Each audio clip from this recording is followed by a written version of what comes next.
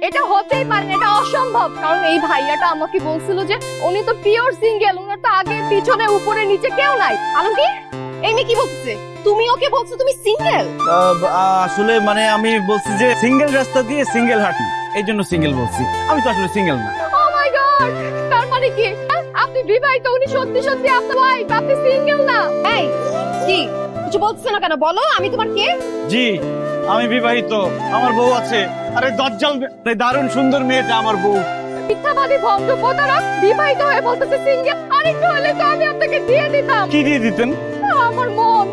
আরে মিস করে ফেললাম।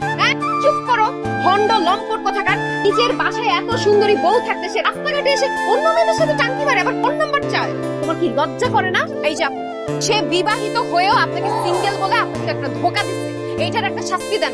কি কি কি- কি শাস্তি দিবে আমাকে? সে এখন তোমাকে আঙ্কেল বলে ডাকে। অসম্ভব। দেখেন আমার হার্টের সমস্যা আছে, আপনার মতো একটা মেয়ে যদি আমাকে আঙ্কেল বলে ডাকে